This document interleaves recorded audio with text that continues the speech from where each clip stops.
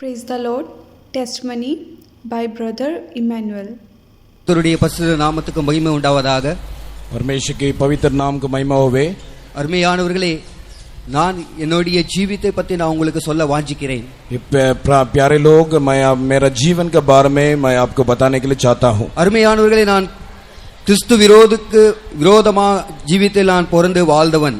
मैं यीशु मसीह के विरोध से मैं जीवन बिताकर इस जीवन में जीवन व्यतीत करता था. अनेक கிறிஸ்தவர்களை நான் துன்பப்படுத்தி இப்படியாக ஜீவித்துக் கொண்டிருந்தேன். बहुत मसीह लोगों को मैं तंग करता था, ऐसा मैं जीवन बिताता था. அருமையானவர்களே, உண்மையான அன்பு எது என்று எனக்கு தெரியாதவதா இருந்ததனால நான் अनेक பேர்களை துன்பப்படுத்துவனா இருந்தேன். ये प्यारे लोग, मैं प्यार के बारे में मैं समझता नहीं था, इसलिए मैं ऐसा विरोध से जीवन बिताता था. ஒரு உண்மையான தாயோடைய அன்பு எனக்கு என்னவென்று தெரியாதவனா இருந்தேன். एक माँ का प्रेम को मुझे पता नहीं था, मैं नहीं जानता था, ऐसा मैं जीवन बिताता था. நான் சிறு வயதில் இருக்கும் பொழுதே எங்க அம்மா மரித்து விட்டார்கள். मैं छोटा बचपन में ही मेरा माँ जो है गुजर गई थी. அப்பொழுது எங்கள் மாமாமார்கள் என்னை வளர்க்க ஆரம்பித்தார்கள். मेरा मामा लोग मुझे पालन पोषण किया. கர்த்தருடைய நாமத்துக்கு மகிமை உண்டாவதாக. परमेश्वर के नाम को महिमा होवे. அருமையானவர்களே, இப்படியாக நான் अनेक கிறிஸ்தவர்களை துன்பப்படுத்தி நான் சந்தோஷப்படுத்திக் கொண்டிருந்தேன். ऐसा मैं बहुत मसीही लोगों को मैं तंग करता था और ऐसा खुशी मनाता था. இதுதான் என்னுடைய வாழ்க்கை, இப்படிதான் வாழ வேண்டும் நான் இப்படியாக நினைத்துக் கொண்டிருந்தேன். ऐसा ही जीवन बिताता था, बिताना चाहिए करके मैं सोचता था. இந்த உண்மையான இயேசு யார் என்று தெரியாதவனா இருந்தேன். सचमुच मैं यीशु मसीह को मैं बिल्कुल नहीं जानता था. கிறிஸ்துவை பார்த்தாலே எனக்கு ரொம்ப மிகவும் கோபமாக வந்து கொண்டிருக்கும். मसीही लोगों को देखने से मैं बहुत गुस्सा होता था. இப்படியாக अनेक பேர்களை துன்பப்படுத்திக் கொண்டே இருந்தேன். मैं बहुत लोगों को मैं ऐसा तंग करता था. அப்பொழுது ஒரு கிறிஸ்து சகோதரன் என்னிடத்தில் வந்து என்னோடு பேச ஆரம்பித்தார். जब एक मसीही एक बहन आकर मसीह के बारे में मुझे बताया. உண்மையான அன்பு என்னவென்று தெரியுமா உனக்கு? आपको सचमुच एक असली प्रेम के बारे में आप जानता है क्या? தாய் தகப்பன் மறந்தாலும் நான் உன்னை மறக்க மாட்டேன் என்று இயேசு சொல்கிறார். यीशु मसीह ने कहा, माता पिता आपको भूलने पर भी मैं आपको नहीं भूलूंगा. இந்த உலகத்திலே எல்லாம் உன்னை கைவிட்டாலும் இயேசு உன்னை ஒருபோது கைவிட மாட்டார் என்று சொன்னார். इस संसार में सब लोग आपको त्यागने पर भी एक यीशु मसीह आपको नहीं त्यागेगा करके उन्होंने कहा. அப்பொழுது நான் அவருக்கு கோபமாக பேச ஆரம்பித்தேன். मैं बहुत गुस्सा होकर उनका विरोध से बात किया. உலகத்திலே எந்த தெய்வமும் இல்லை, நீ என்ன எனக்கு சொல்லுகிறது? इस संसार में मैं किसी परमेश्वर के ऊपर विश्वास नहीं करता हूँ, आप क्या ऐसा बताता है? அதனாலே நான் உன்னுடைய வார்த்தை நான் கேட்க மாட்டேன். मैं आपका बात को नहीं मानूंगा. இப்படியாக சொல்லப்பொழுது அவர் மறுபடியும் என்னோடு பேச ஆரம்பித்தார். ऐसा कहने पर भी वो फिर दोबारा मेरे साथ व्यवहार किया. அவர் இந்த வேதத்தை எடுத்து சொல்ல ஆரம்பித்தா, இதுதான் உண்மையான வேதம், இந்த வேதத்தின் மூலமாக கர்த்தர் உன்னோடு பேசுவார். ஒரு நாள் शास्त्र को लेकर उन्हें कहा था, ये वचन आपके साथ बात करेगा. இது ஒரு கதை புக் இல்ல, இது உண்மையான தேவனுடைய வார்த்தை. இந்த வார்த்தை மூலமா தேவன் உன்னோடு பேச ஆரம்பிப்பார். ये कहानी नहीं है, लेकिन ये परमेश्वर का वचन है. वचन के द्वारा परमेश्वर आपके साथ बात करेगा. நான் சொன்னேன், இது இந்த ஜென்மத்தில் முடியாது, நீ போய்ட்டு வா என்று சொல்ல ஆரம்பித்தேன். मैंने कहा था, ये मेरा जन्म मेरा जीवन से ऐसा नहीं होगा करके कह के उसको भगा दिया. மறுபடியும் நான் பாவத்தின் வாழ்க்கையிலே நான் வாழ ஆரம்பித்தேன். उसके बाद मैं पाप का जीवन बिताते रहा. गांजा ड्रग्स பலவிதமான போதை பொருளை நான் அடிமையாக காணப்பட்டேன். मैं बहुत ड्रग्स और नशीली पदार्थों को इस्तेमाल करता था. அருமையானவர்களே, ஒரு நாளைக்கு மூன்று டைம் நம்ம எப்படி சாப்பிடுவோம், அப்படியாக இந்த गांजा ड्रग्स சாப்பிட்டா தான் எனக்கு சமாதானமா இருக்கும். जैसा 3 बार हम लोग खाना खाते हैं, वैसे मैं वो जो गंजा को इस्तेमाल करता था. சாப்பாடு இல்லாட்டி கூட பரவாயில்ல, இந்த गांजा ड्रग्स இருக்கணும், இல்லன்னா பைத்தியம் பிடிக்கிற மாதிரி இருக்கும். ये खाना नहीं होने पर भी ये नशीली पदार्थों को मैं इस्तेमाल करता था. கர்த்தருடைய பரிசுத்த நாமத்துக்கு மகிமை உண்டாவதாக. परमेश्वर का नाम को महिमा होवे. அப்பொழுது மறுபடியும் அந்த சகோதரன் என்னோடு வந்து பேச ஆரம்பித்தார். फिर दोबारा वो बहन आकर मेरे साथ बात करने लगी. சகோதரனே, நீ எங்க போய் கொண்டிருக்காய், எந்த வழியில போய் கொண்டிருக்கிறாய்? ये भाई कहां कौन सी रास्ते पर जा रहा है, कौन सी मार्ग पर जा रहे हो? உன்னுடைய வழி எப்படியா இருக்கிறது நீ அறிந்து கொண்டிருக்கிறாயா? आपका रास्ता को आप जानता है क्या? आप जानता है कि कौन सी मार्ग पर आप जा रहे हो? உன்னுடைய வழி ஒரு நாள் உன்னை நரகத்துக்கு கொண்டு போய் விடும். ये मार्ग जिस पर आप चल रहे हो वो आपका नरक पर लेकर जाएगा. அப்போது அவர் சொல்ல ஆரம்பித்தா, நீ இயேசுவிடத்தை வந்தாதான் உனக்கு பரலோகம் நித்தியம் ராஜ்யம் உனக்கு கிடைக்கும் என்று சொல்ல ஆரம்பித்தார். कहा था, यीशु मसीह के पास आने से ही आपको राज्य मिलेगा, आपको स्वर्ग मिलेगा. அவர்தான் உனக்கு சமாதான தேவனா இருந்து உனக்கு சமாதானம் கொடுக்கிறவரா இருக்கிறார். आपको शांति का परमेश्वर होकर आपको शांति देगा. அப்போது நான் சொன்னேன் அது முடியாது, என்னோட கையில முடியாது. उस वक्त मैंने कहा था मेरे से नहीं हो सकता है. இந்த உலகத்திலே நான் இப்படியாக ஜீவித்துக் கொண்டிருக்கிற மறுபடியும் என்னுடைய வாழ்க்கை மாற்ற முடியும், என்னால முடியாது. जैसा मैं जीवन इस संसार में व्यतीत कर रहा हूँ, इसको बदलकर मैं जीवन नहीं व्यतीत कर सकता हूँ. அவர் சொன்ன ஆமால அது உன்னால முடியாது, ஆனா என்னுடைய கர்த்தராகி இயேசு கிறிஸ்துவினால எல்லாமே முடியும் என்று சொல்ல लेकिन वो बहन ஆரம்பித்தார். कहा था आपसे नहीं हो सकता है, लेकिन मेरा यीशु से हो सकता है. இந்த உலகத்திலே நீ எங்க போனாலும் உனக்கு சமாதானம் கிடைக்காது, இயேசுவிடத்தில் வந்தாதான் உனக்கு சமாதானம் கிடைக்கும் என்று इस சொல்ல संसार पर ஆரம்பித்தார். कहीं भी आप जाने पर भी आपको असली शांति नहीं मिलेगा. கர்த்தருடைய நாமத்துக்கு மகிமை உண்டாவதாக. परमेश्वर के नाम को महिमा होवे. மறுபடியும் நான் ரொம்ப துக்கமாக வேதனையோடு இருக்கிற நேரத்திலே बहुत दुख से मैं ऐसा व्याकुल से मैं रहने के समय में அப்படியாக நான் மறுபடியும் என்ன சொன்னேன், இந்த பொலிட்டிக்கல் ராஜகீயில நான் சேர ஆரம்பித்தேன். मैं वो जो लूटने का जो झुंड में मैं पाया गया था, उस झुंड में मैं इकट्ठा हुआ. அநேக எம்எல்ஏ கூட போய் அவங்களுக்கு உதவி செய்கிறவனாக காணப்பட்டேன். मैं दूसरा जो बॉर्डर्स में जाकर उनके साथ मदद करता था. இப்படியாக நான் अनेक பேர்களை துன்பப்படுத்துறவனா ஆரம்பித்தேன். उधर जाकर मैं लोगों को तंग करता था. ஆனாலும் எனக்குள்ள ஒரு சமாதானம் இல்லை. लेकिन मेरा अंदर असली शांति नहीं था. அவர் சொன்னார் இயேசுவிடம் இல்லாமல் உனக்கு எங்குமே சமாதானம் கிடைக்காது. उन्होंने कहा कि यीशु मसीह के बगैर आपको कहीं भी शांति नहीं मिलेगा. கர்த்தருடைய நாமத்துக்கு மகிமை உண்டாவதாக. परमेश्वर के नाम को महिमा होवे. அப்போது நான் சொன்னேன், சரி உன்னுடைய இயேசு உனக்கு எனக்கு சமாதானம் கொடுக்கிறது என்றால் உனக்கு எவ்வளவு பணம் வேணுமே என்றாலும் நான் உனக்கு கொடுக்கிறேன். फिर मैंने कहा था, उनको कहा था कि अगर यीशु मसीह मुझे शांति देगा तो मैं आपको कितना पैसा चाहिए ऐसा दे दूंगा. என்கிட்ட எவ்வளவு பணம் இருக்கிற எல்லா பணத்தையும் நான் உனக்கு கொடுக்கிறேன், எனக்கு சமாதானம் வேணும். जितना पैसा चाहिए मैं दूंगा, लेकिन मुझे असली शांति चाहिए. அந்த சகோதரன் சொன்னா உன் பணம் உன்கிட்ட வச்சுக்கோ, உன்னுடைய ஒரு பைசா கூட எனக்கு வேண்டவே வேண்டாம். वो बहन ने कहा था आपका एक पैसा भी मुझे नहीं चाहिए, ஆனா எனக்குள்ள இருக்கிற சமாதானத்தை நான் உனக்குள்ள தருகிறேன். लेकिन मेरा अंदर जो शांति है उसको मैं आपको दूंगा. அந்த மகா இயேசுவை நான் உன்னிடத்தில் தருகிறேன். वो परम प्रधान परमेश्वर यीशु मसीह को मैं आपको दूंगा. அப்படியாக சொல்லி அவர் பெங்களூர்ல இருந்து என்னை சித்தூருக்கு கொண்டு போய் ஆரம்பித்தார். பெங்களூர் उन्होंने बेंगलुरु से मुझे चित्तूर में लेकर गए. பெங்களூர் இருந்து இந்த ஆந்திரா ஸ்டேட்ல கொண்டு போய் ஆரம்பித்தார். बेंगलुरु से आंध्रा स्टेट में मुझे लेकर गए. அங்க போய் ஒரு இந்த மாதிரி கன்வென்ஷன்ல பாஸ்டர் என் தலைமையில வைத்து கை வைத்து जबिका आरंभिताர்கள். ऐसा एक बड़ा सम्मेलन में पास्टर मेरा सिर में हाथ रख के दुआ किया. அவர் சொன்னார், தம்பி நீ வலது பக்கமாக போக கூடாது. उधर पास्टर ने कहा था आप बाएं तरफ में नहीं जाना चाहिए. உங்களுடைய நண்பர்களோடு கூட நீ சேர கூடாது. आप दोस्तों के साथ मिलना नहीं चाहिए. அப்படிலாம் செய்தா உன்னுடைய ஜீவிதத்தில் ஆபத்து வரும். अगर आप ऐसा करने से आपका जीवन में आफत आएगा. நான் அவர் மேல கோபப்பட ஆரம்பித்த இவன் பைத்தியக்கார மாதிரி என்னோடு பேசுகிறார். मैंने उसका ऊपर गुस्सा करके एक पागल के जैसा बात कर रहा करके मैं बोला. அப்புறமா என்னுடைய சகோதரனை நான் திட்ட ஆரம்பித்து அந்த பாஸ்டர் திட்ட ஆரம்பித்து நான் வந்து விட்டேன். मैं उन भाई को भी और जो लोग इधर इकट्ठा हुआ था उनके सबको मैं डांट के मैं आ गया. அருமையான மராது அடுத்த வாரத்திலே அதே நேரத்திலே என்னுடைய சகோதரனுடைய அண்ணனுடைய திருமணத்திலே நான் போக ஆரம்பித்தேன். उसके बाद अगला हफ्ता में मेरा भाई का जो शादी में मैं गया था. அப்படியாக போக பொழுது நான் பயங்கரமாக குடித்து வண்டி ஓட்டிக் கொண்டிருந்த நேரத்திலே उधर मैं बहुत पी के शराब पीकर मैं गाड़ी चलाने के समय में ரெண்டு பிடிஎஸ் பஸ் நடுவுல எங்களுடைய வண்டி ஒன்றாக போய் கொண்டிருக்கிறது. 3 गाड़ी जो है दोनों बीटीएस बस का बीच में जा रहे थे. ஆனால் ஒரு வண்டி முன்னாக போய் நின்று கொண்ட பிறகு எங்களுடைய வண்டி போய் அந்த வண்டிக்கு மோத ஆரம்பித்தது. एक गाड़ी जो आगे जा रहा था हमारा गाड़ी उसमें टक्कर खाया. அருமையானவர்களே, இந்த கம்ப உயரமா இருக்கோ அவ்வளவு உயரமாக நான் பறக்க விழ ஆரம்பித்தேன். ये हॉल जितना ऊंचा है उतना ऊंचा से मैं फेंका गया था और नीचे गिरा. என்னோட கூட இருக்கிறவங்களுக்கு யாருக்குமே எந்த அடியும் இல்லை, ஆனா நான் எனக்கு மட்டும் தலையில பயங்கரமாக அடி ஆரம்பித்தது. मेरे साथ जितने लोग सफर किया उनका कोई भी हाफत नहीं हुआ, चोट नहीं आया था, लेकिन मुझे मेरा सिर में भयंकर चोट मिला. அப்புறம் முழு ரத்தம் ஒல ஆரம்பித்தது. बहुत खून बहने लगा. அப்போது என்னுடைய நண்பர்கள் எல்லாம் சொன்னார்கள், நீங்கள் திருமணக்கு போக வேண்டாம், இங்க ஒரு மைதானம் இருக்கு, அங்க போய் படுக்க வேண்டும் என்று சொன்னார்கள். मित्र लोग सब कहा था आप शादी में नहीं जाना है, इधर एक मंडप है उधर जाके विश्राम करो. கல்யாணம் முடிந்த உடனே என்னை கூப்பிட்டு போய் வீட்டுக்கிட்ட நிக்க ஆரம்பித்தார்கள். वो शादी होने के बाद मुझे उधर जाके खड़ा किया गया था. அப்போது நான் வீட்டுக்கு வழியாக நின்ன உடனே என்னுடைய நண்பர்கள் எல்லாம் என்னை விட்டு ஓட ஆரம்பித்தார்கள். मेरा घर का रास्ता पर मैं खड़ा होने के समय में मेरा सारे मित्र लोग मुझसे छोड़कर भागे. அப்போது நான் இடது பக்கம் வலது பக்கம் ரெண்டு பக்கம் திரும்பி பார்க்கிற யாருமே இல்லை. दाहिने बाएं मैं देखने से कोई भी नहीं था. அப்பொழுது நான் வீட்டு வழியாக போகும் பொழுது என்னுடைய சொந்தக்காரர்கள் எல்லாம் என்னை பார்த்து திட்ட ஆரம்பித்தார்கள். मेरा घर का रास्ते पर मैं जाने के समय में मेरा मित्र लोग और पड़ोसी लोग रिश्तेदार सब मुझे डांटने लगे. இவனை எவ்வளவு நல்ல பையன் என்று நினைத்தான், ஆனா இப்படியாக குடித்து வந்து எங்க மான மரியாதை எல்லாம் எடுத்து விட்டான். हम लोग सोचा था एक अच्छा लड़का करके सोचा था, लेकिन ये शराब पीकर गाड़ी में एक्सीडेंट करके इधर आया करके हमें बेइज्जती कर रहा है करके वो लोग कहने लगे. அருமையானவர்களே, அந்த பாஸ்டர் எப்படி சொன்னாரோ அதே அந்த வாரத்துல அதே அந்த சம்பவம் நடந்தது. वो पास्टर जैसा मुझे कहा था वैसे वो संभव हुआ था.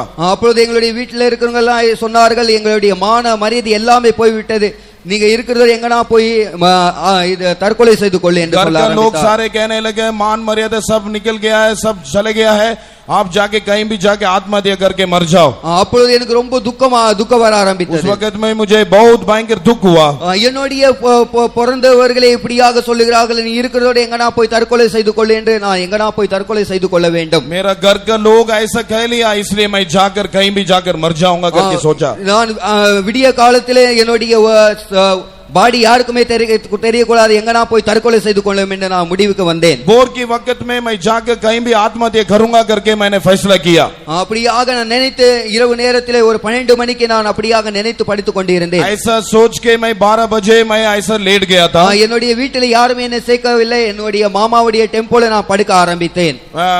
हमारा घर में मुझे इजाजत नहीं दिया, इसलिए मेरा मामा का जो टेम्पो में मैं उधर लेट गया. அப்படியாக நான் போதையிலே படுத்துக் கொண்டு இருக்க போது ऐसा नशीले पदार्थों का बोधों से ऐसा मैं लेटने के समय में கரெக்டா ஒரு 12 மணி நேரத்திலே என்னோடு கூட ஒரு சத்தம் வர ஆரம்பித்தது. 12 बजे के वक्त में एक आवाज मेरे साथ व्यवहार किया. என்னுடைய அருமையான மகனே என்று பேச ஆரம்பித்தார். प्यारे बेटा करके वो आवाज कहने लगा. நான் கேட்டேன், யார் நீங்கள்? वो कौन है करके मैंने पूछने लगा. நீங்கள் உங்களுக்கு என்ன வேண்டும்? आपको क्या चाहिए? அவர் மறுபடியும் சொன்னார், என்னுடைய அருமையான நேச மகனே என்று கத்த ஆரம்பித்தார். उन्होंने फिर दोबारा कहने लगा मेरा प्यारे बेटा करके कहने लगा. அருமையானவர்களே, என்னுடைய மேலே ஒரு பயங்கரமான ஒரு ஜோதி விழ ஆரம்பித்தது. उसके बाद एक भयंकर ज्योति मेरे ऊपर आया. அந்த ஜோதியில ஒரு மரக்கட்டையான ஒரு சிலுவையிலே என்னோட ஒரு மனுஷன் என்னோடு கூட பேச ஆரம்பித்தார். और वो ज्योति में एक क्रूस था और उसमें से जो लटका हुआ था वो मेरे साथ बात किया. நான் சொன்னேன், யாரா இருந்தாலும் நீ முதலாவது என்கிட்ட முன்னாடி வந்து பேசுங்கள். और मैंने कहा था आप कोई भी हो मेरे सामने आकर बात करो. அவர் முன்னாடி வந்து என்னோடு கூட பேச ஆரம்பிக்கும் போது நான் நடுங்க ஆரம்பித்தேன். वो मेरे सामने आकर बात करने के समय में मैं कांपता था. அவர் சொன்னா, அருமையான என் மகனே, हे प्यारे बेटा, இதோ நான் வந்திருக்கிறேன். मैं आपके सामने आया हूँ. நான் தான் உன்னுடைய தேவன் என்று சொல்ல ஆரம்பித்தார். मैं आपका परमेश्वर हूं करके कहने लगा. நீ ஆக்சிடென்ட் ஆகி செத்து நரகத்துக்கு போக வேண்டியதா இருந்தது. आप एक्सीडेंट होकर नरक में जाना था. ஆனால் நான் உன்னை காப்பாத்தினேன். लेकिन मैं आपको बचाया. இதோ நீ கூப்பிட்டு நான் உன்னோடு கூட வந்து பேச ஆரம்பிக்கிறேன். आपने मुझे पुकारा, इसलिए मैं आपके पास आके बात करने के लिए आया हूँ. நான் தான் உனக்கு சமாதானத்தை கொடுக்கிற தேவனா இருக்கிறேன். मैं आपको शांति देने वाला परमेश्वर हूँ. இந்த உலகத்தில் யாருமே சமாதானம் தராத தேவன் நான் தான் என்று சொல்ல ஆரம்பித்தார். संसार में कोई भी आपको शांति नहीं देगा, लेकिन मैं आपको शांति देने वाला परमेश्वर हूँ. அவர் என்னோடு பேச ஆரம்பித்தார். ऐसा वो बात करने लगा. மகனே, இதோ நீ செய்த பாவத்துக்காக அக்கிரமத்துக்காக என்னுடைய சரீரத்தை பார் என்று சொல்ல ஆரம்பித்தார். बेटा, आपके निमित्त आपने पाप किए करने के निमित्त मैं आपके लिए कष्ट उठाया. அருமையானவர்களே, அதை எப்படி நான் வர்ணிக்கிறது என்று சொல்ல முடியவில்லை. मैं आपको कैसा वर्णन करना करके मैं जानता नहीं हूं. அருமையானவர்களே, அவருடைய சரீரம் முழுவதும் ரத்தமாக நிரம்ப ஆரம்பித்தது. पूरा शरीर खून से बहने लगा.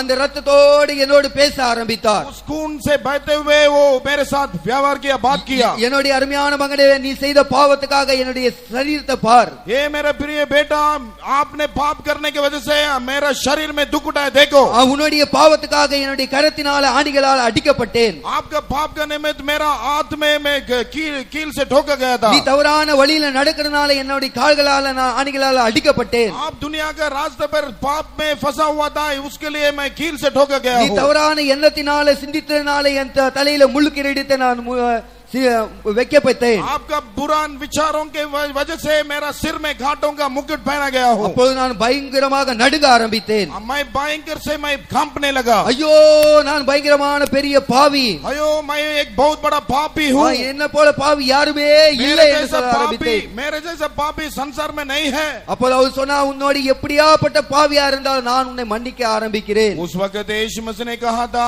आप कितना भी बड़ा भयंकर पापी हो मैं आपको क्षमा करूंगा. இந்த உலகத்தில் எப்படியாப்பட்ட பாவம் செய்திருந்தாலும் நான் உன்னை என்னுடைய இரத்தத்தினால கழுவி சுத்திகரிப்பேன் என்று சொல்ல ஆரம்பித்தார். इस संसार में कितना भी बड़ा पाप किया हो लेकिन आप मेरा लहू से आपको धोकर शुद्ध करूंगा. அப்போ நான் மரிக்கிற மாதிரி அவருடைய காலில் கீழே விலக ஆரம்பித்தேன். मैं एक मरा हुआ इंसान का जैसा उसका पांव के सामने गिरा था. ஐயோ இயேசுவே என்னுடைய பாவத்தை மன்னியும். यीशु मसीह मैं पापी हूँ.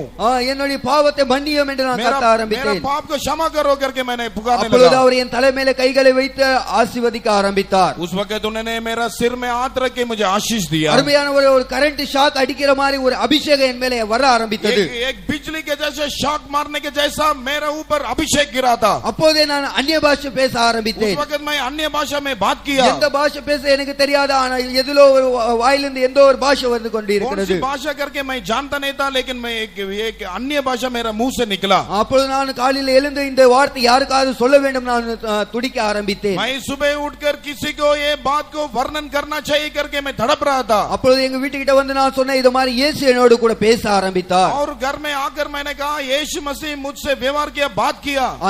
அப்பொழுது என்னுடைய வீட்டார் எல்லாம் சொன்னார்கள், நீ பயங்கரமான பாவி, பயங்கரமான குடிகாரன், இயேசு உன்னோடு எப்படி வந்து உன்னோடு பேச ஆரம்பிப்பார். घर का लोग सारे कहने लगा, आप इतना भयंकर पापी हो, इतना बड़ा पीकेड हो, कैसा यीशु मसीह आपके साथ बात करेगा. நாங்கள் ஒருபோதும் நம்பவே மாட்டோம் என்று சொல்ல ஆரம்பித்தார்கள். हम कभी भी आपको विश्वास नहीं करेंगे करके कहा. ரொம்ப துக்கமாக இருக்க ஆரம்பித்தேன். उस वक्त मैं बहुत दुखी में था. இயேசு சொன்னா இந்த உலகத்திலே யாருமே நம்பாதே என்று சொல்ல ஆரம்பித்தார். यीशु मसीह ने मेरे से व्यवहार बात किया, किसी के ऊपर भरोसा नहीं रखो इस संसार में. நானே உனக்கு தாயும் தகப்பனாக இருக்க உன்னை வழி நடத்துவேன்.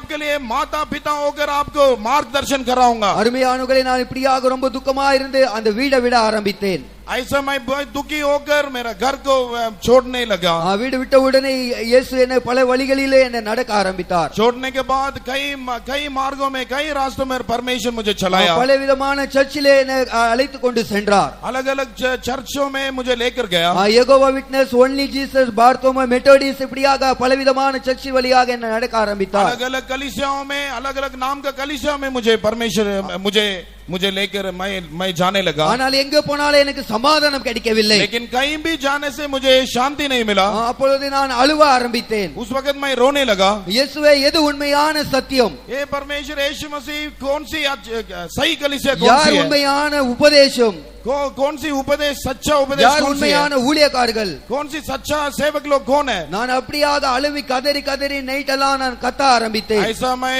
रो के पुकारने लगा. இப்படியாக நான் பிளாட்ஃபார்ம்லயும் ரயில்வே ஸ்டேஷன்ல படுக்க ஊழிய செய்ய ஆரம்பித்தேன். रेलवे स्टेशन में भी लेट के और ऐसे प्लेटफॉर्म में भी रह के मैं सेवा करता था.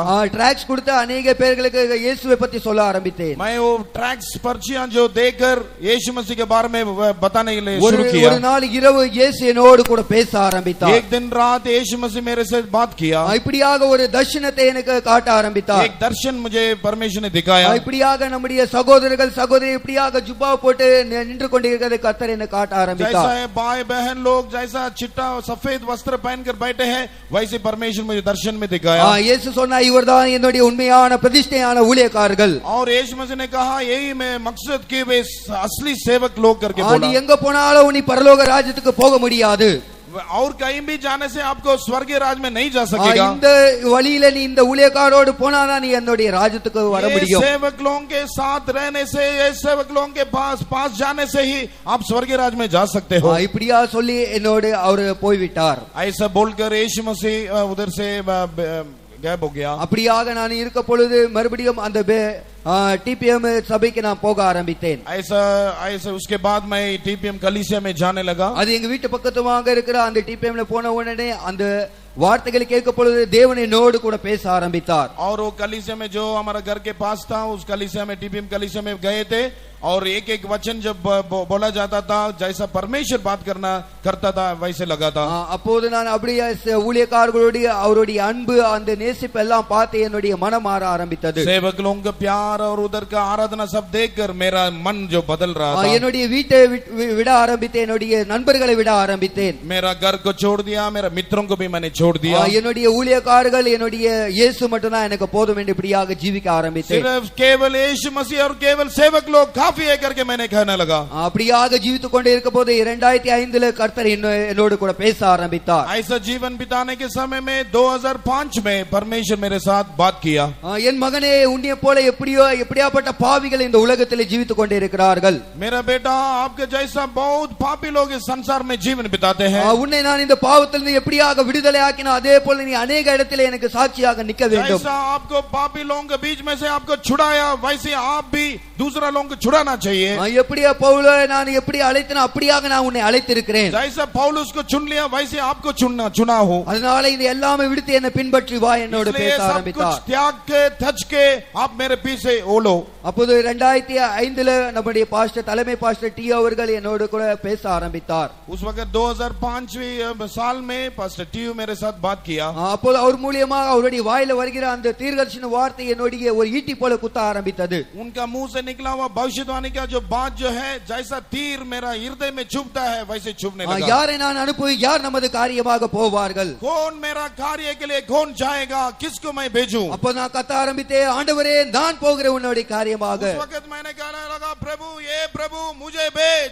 நான் उन्னுடைய ஊழியத்துக்காக நான் வருகிறேன் என்று சொல்ல ஆரம்பித்தேன். आपका सेवा करने के लिए मैं आ रहा हूं प्रभु. அப்படியாக என்னுடைய ஜீவித்தை ஒப்புக் கொடுக்க ஆரம்பித்தேன். ऐसा मेरा जीवन को मैं समर्पण किया. அப்படியாக ஒரு பாவியாக ஒரு குடிகாரனா இருந்த என்ன தேவன் என்னை மாத்தி இந்த மகிமையான ஊழியத்துல கொண்டு வந்தார். ऐसे एक पापी इंसान, एक पिएगढ़ का जीवन बिताने वाला इंसान को इस सेवा में मुझे प्रभु लेकर आया. அப்படியாக ஒரு பரிசுத்தவான்களுடைய ஐக்கியத்திலோ அப்போஸ்தலருடைய ஐக்கியத்திலே என்னை சேர்க்க ஆரம்பித்தார். और पवित्र लोगों का संगति में और सेवक लोगों का संगति में मुझे ऐसा किया. கடைசி வரைக்கும் இந்த மகிமையான ஊழியத்தை செய்த அந்த சியோனிலே பிரவேசிக்கிறதுக்காக நீங்க எல்லோரும் ஜெபிக்க வேண்டும். நான் என்னுடைய சாட்சி முடித்துக் கொள்கிறேன். आखिरी तक सियोन में प्रवेश करने के लिए, आखिरी तक सेवा में खड़ा होने के लिए मेरे लिए आप लोग सब प्रार्थना करने के लिए मैं बोलकर